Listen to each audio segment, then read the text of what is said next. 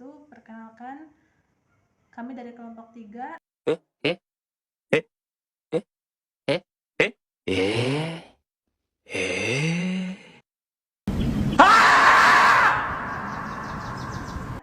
akan mempresentasikan tentang ijtihad sebagai upaya menjaga relevansi ajaran Islam dalam kehidupan.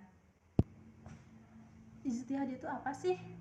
Ijtihad secara etimologis, ijtihad berasal dari kata jahada yang berarti berusaha keras.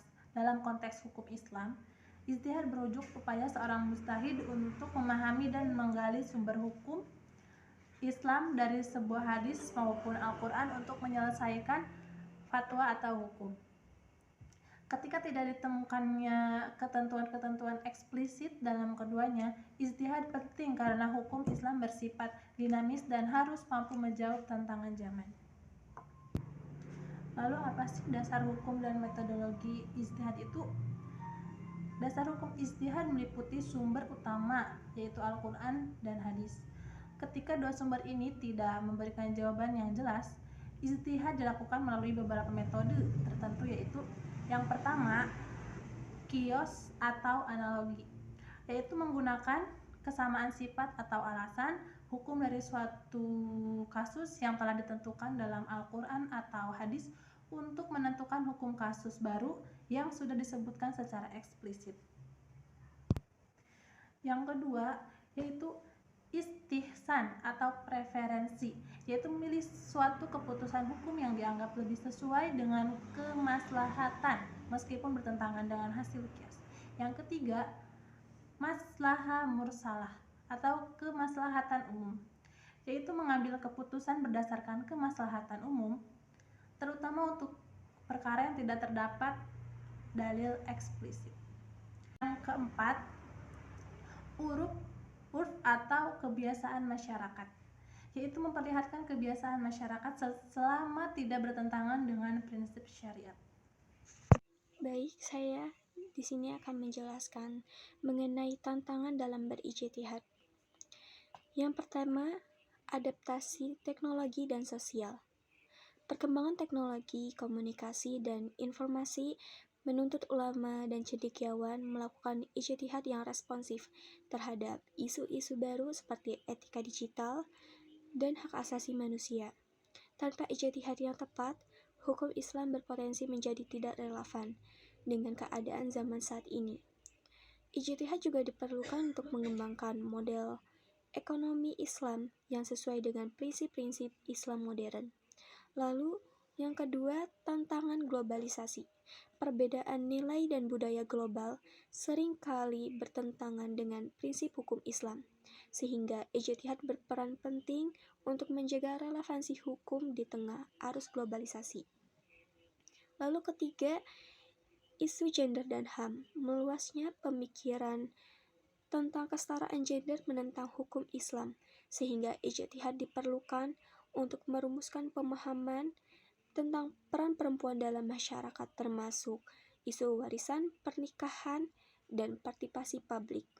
Lalu keempat, isu lingkungan hidup. Isu mendesak seperti perubahan iklim dan keberlanjutan memerlukan ijtihad untuk menghubungkan ajaran Islam tentang tanggung jawab terhadap lingkungan dengan krisis global. Lalu kelima, skeptisme dan dialog. Meskipun ijtihad berpotensi besar, ada skeptisme di kalangan beberapa pihak mengenai kemampuannya menjawab isu modern. Oleh karena itu, penting untuk membangun pemahaman yang lebih luas tentang ijtihad dan mendorong dialog konstruktif antara ulama, akademisi, dan masyarakat untuk memperkuat posisinya dalam hukum Islam. Lalu mengenai peran ijtihad dalam menjawab tantangan. Beberapa cara ijtihad berperan dalam menjawab tantangan adalah 1. Analisis konteks. Mengkaji konteks sosial dan budaya untuk menentukan relevansi hukum. Lalu kedua, inovasi hukum. Menghasilkan fatwa atau hukum baru yang sesuai dengan perkembangan zaman tanpa melanggar prinsip-prinsip dasar Islam. Yang ketiga, dialog antar mazhab. memfasilitasi diskusi di antara berbagai mazhab untuk mencari solusi yang lebih inklusif.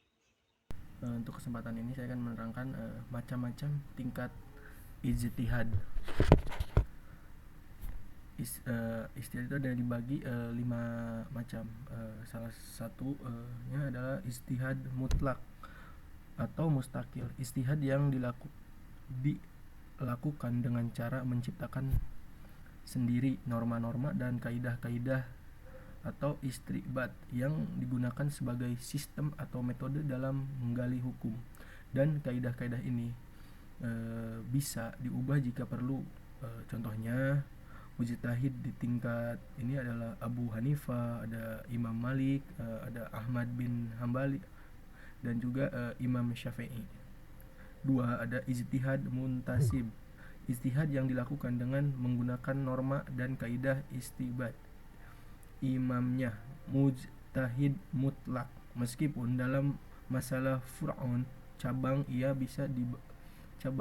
bisa berbeda pendapat dengan imamnya. Terus ada juga ijtihad fi mazhab, ijtihad yang dilakukan dalam lingkungan mazhab tertentu, baik dalam masalah usul fuqaha maupun furu'. Ijtihad ini terbatas pada masalah yang ketentuan hukumnya belum diperoleh dari imam mazhab yang dianutnya, seperti mentakzir, mengeluarkan atau menyelesaikan pendapat imam. Adapun ijtihad tarjih, ijtihad yang dilakukan dengan cara mentarjih, menguatkan atau membandingkan beberapa pendapat yang ada, baik dalam satu mazhab maupun dari berbagai mazhab, untuk memilih pendapat yang paling kuat dalilnya atau yang paling sesuai dengan kemaslahatan dan tuntutan zaman. Adapun ijtihad mustadil, ulama yang tidak mengadakan tarjih, menyatakan terhadap pendapat yang ada, tetapi ia hanya memukakan dalil-dalil berbagai pendapat tersebut dan menerangkan mana yang patut dipegang atau diikuti tanpa melakukan tarjih terlebih dahulu. Nextnya ada ketentuan dalam berijtihad. Ketentuan-ketentuan utama yang harus ditegaskan dalam beristihad, khususnya untuk menyikapi problematika ijtihad dewasa ini, adalah sebagai berikut. Tidak ada ijtihad dalam masalah-masalah yang khauf. Segala ketentuan hukum yang memiliki nilai absolut, seperti diharamkannya khamar, diharamkannya riba, dan dihalalkannya jual beli. 2. Tidak adanya perubahan dalam bentuk apapun terhadap satu dalil-dalil yang qat' menjadi zani atau sebaliknya. 3. Terhadap garis aktif atau masalah faktual, yaitu masalah-masalah yang timbul dari situasi-situasi yang konkret dan nyata dalam masalah kehidupan, bukan masalah-masalah yang dibuat-buat atau hipotesis, namun terdiri dari masalah-masalah faktual yang terjadi kini dan akan datang. Nextnya, untuk kesimpulannya, ijtihad adalah upaya fundamental dan sangat relevan untuk menjaga relevansi hukum Islam di tengah tantangan kompleks era modernisasi yang ditandai oleh kemajuan teknologi, perubahan sosial dan budaya asing. Berarti berusaha keras untuk menggali sumber hukum. Ijtihad tidak hanya untuk memahami teks suci, tetapi juga sebagai alat penting untuk adaptasi dengan konteks sosial dan perkembangan zaman. Para ulama dan cendekiawan dituntut untuk melakukan ijtihad yang responsif terhadap isu-isu baru seperti etika digital, hak asasi manusia, kesetaraan gender, terus globalisasi, dan isu lingkungan hidup yang mendesak. Namun, karena adanya skeptisme terhadap kemampuan menjawab isu modern penting untuk membangun pemahaman yang lebih luas dan mendorong dialog konstruktif antara ulama, akademi, dan masyarakat.